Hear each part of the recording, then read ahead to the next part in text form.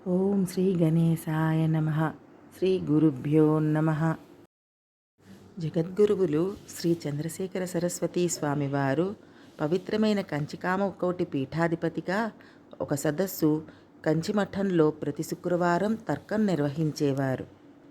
కంచిలో మరియు చుట్టుపక్కల అనేక సమీప ప్రాంతాల నుండి చాలామంది పండితులు ఈ సదస్సులో పాల్గొంటారు.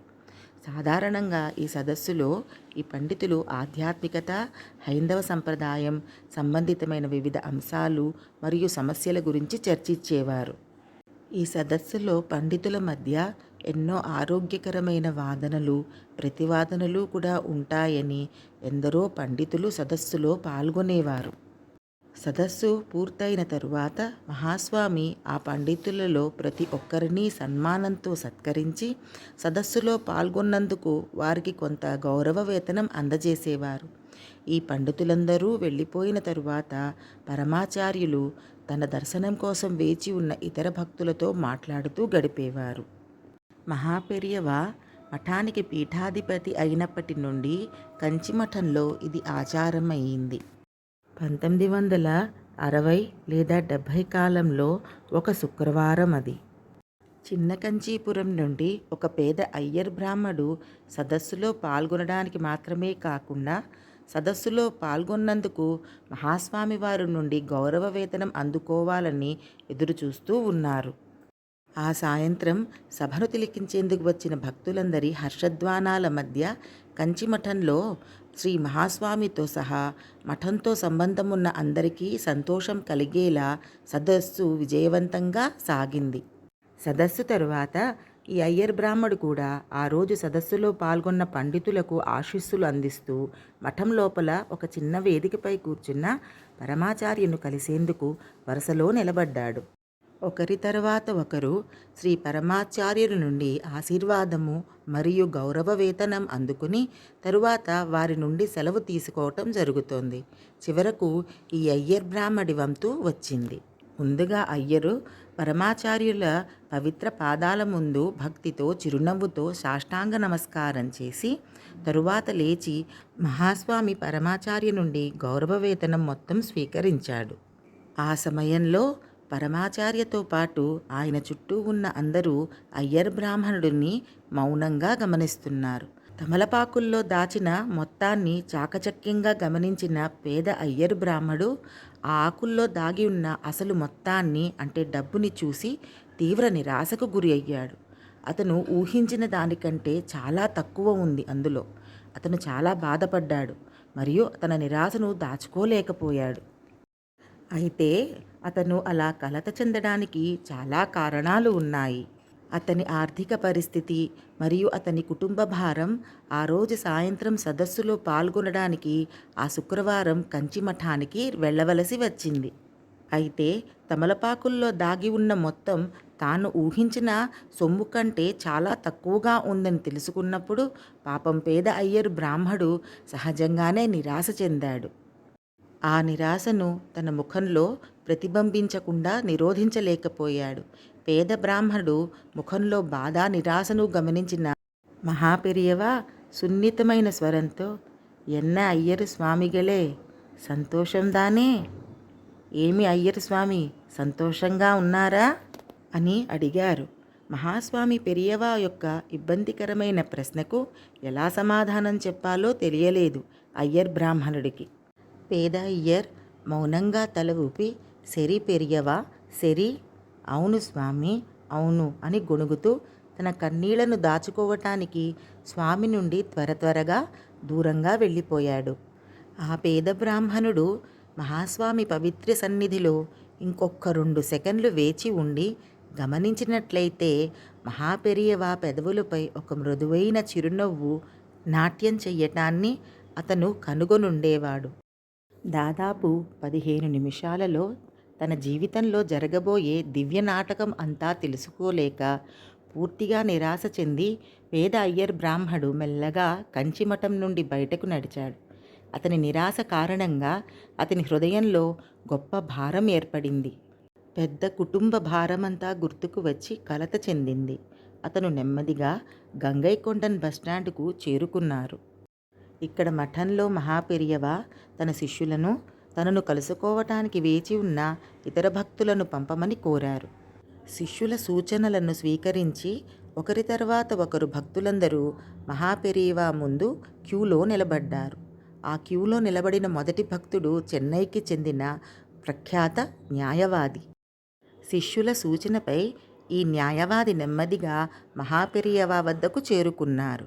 వారికి తన ప్రణామాలను అర్పించారు. పండ్లు, పూలు, జీడిపప్పు మరియు ఇతర డ్రై ఫ్రూట్స్తో నిండిన ప్లేటును మహాస్వామి యొక్క పాద కమలాల వద్ద ఉంచి ఆయనకు సాష్టాంగ ప్రణామం చేశారు. మహాపెరియవ ఆశీర్వదించిన తరువాత లేచారు. తరువాత చేతులు ముడుచుకుని కొంచెం ముందుకు వంగి, స్వామి, నాకో చిన్న విన్నపం, దయతో నన్ను అనుమతిస్తే అన్నాడు. ఆ అడ్వకేట్ని అడ్డగిస్తూ, ఆగు, అక్కడే ఉండు, నేను నీతో మళ్ళీ మాట్లాడతాను అన్నారు మహాపెరియవ. అతను తల ఊపుతూ, తప్పకుండా స్వామి అంటూ హడావిడిగా స్వామికి దూరమై ఒక మూలన నిలబడ్డాడు. క్యూ పక్కనే ఉండి మౌనంగా మహాస్వామును గమనిస్తూ ఉండిపోయారు. అప్పుడు మహాస్వామి మఠ శిష్యులలో ఒకరిని పిలిచి, కొన్ని క్షణాల క్రితం ఒక అయ్యరు స్వామి ఇక్కడ నుండి బయటకు వెళ్ళారు. మీరు ఆయనను చూసి ఉంటారు. వెళ్ళి తిరిగి రమ్మని చెప్పండి. ఆయనను పిలుస్తున్నానని చెప్పండి అని అన్నారు. శిష్యుడు వేగంగా బయటకు వెళ్ళి కాసేపటి తరువాత తిరిగి వచ్చాడు. స్వామి, నేను బస్టాండ్కి వెళ్ళాను, కానీ అతను అక్కడ లేడు. అప్పటికే కాంచీపురం వెళ్ళిపోయాడనుకుంటున్నాను అన్నాడు. పరమాచార్య తన శిష్యుని వైపు కుడి చెయ్యి ఊపుతూ, ఆయన చిన్న కాంచీపురం బస్సులో కూర్చున్నారు. మళ్ళీ వెళ్ళి కనుక్కుని తీసుకురండి అన్నారు. శిష్యుడు మళ్ళీ పరిగెత్తుకుంటూ వెళ్ళి బస్టాండ్ చేరుకున్నాడు.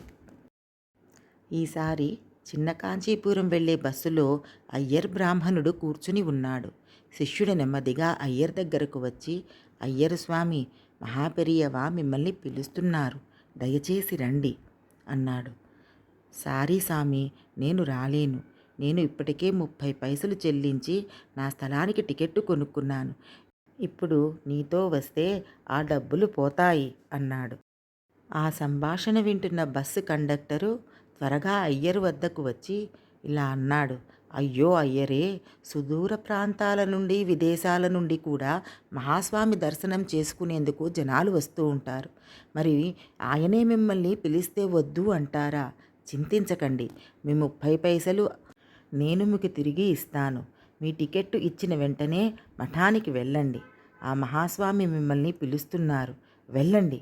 అక్కడ మఠంలో మీకోసం ఏదో ముఖ్యమైన అంశం వేచి ఉండాలి అంటూ కండక్టరు 30 పైసలు తిరిగి ఇచ్చేశాడు.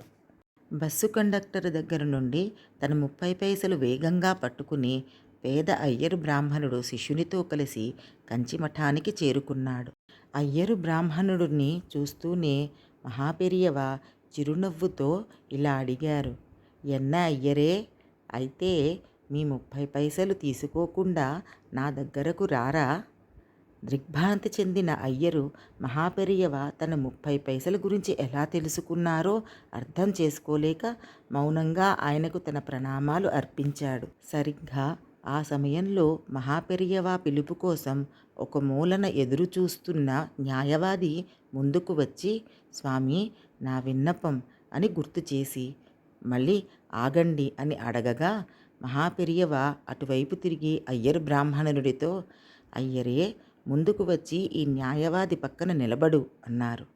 అయ్యరు ముందుకు వచ్చాడు. అప్పుడు ఆ అడ్వకేట్ వైపు తిరిగి మహాపెరియవ ఆ అయ్యరు నివాస చిరునామము తీసుకోమని అడిగారు. అడ్వకేట్ వెంటనే తన జేబు పుస్తకంలో అయ్యరు చిరునామాను నోటు చేసుకున్నారు. అప్పుడు ఒక అత్యద్భుతం కంచిమఠంలో జరిగింది. కంచి పరమాచార్య, మహాపెరియవ, మహాస్వామి, శివుని పునర్జన్మ అయిన జగద్గురువులు శ్రీ శ్రీ శ్రీ చంద్రశేఖర సరస్వతి స్వామివారు ఆ అయ్యర్ బ్రాహ్మణుడు న్యాయవాదియే మాత్రమే కాక ఆ కంచిమఠంలో ఉన్న ప్రతి ఒక్కరిని దిగ్భ్రాంతికి గురి చేస్తూ ఇలా పలికారు. ఎన్నా, మీరు ప్రతి నెల ఒక పేద బ్రాహ్మణుడికి కొంత డబ్బు దానం చెయ్యాలి అనుకుంటున్నారు. అదే మీరు నన్ను అభ్యర్థించాలనుకున్నారు. ఆ డబ్బును మీరు దానం చేయగల పేద బ్రాహ్మణుడిని చూపించమని మీరు మమ్మల్ని అడగాలని అనుకుంటున్నారు కాదా? అతను బ్రాహ్మణుడు. నువ్వు తప్పక సహాయం చేయాలి. అందుకే అతని అడ్రస్ తీసుకోమని అడిగాను.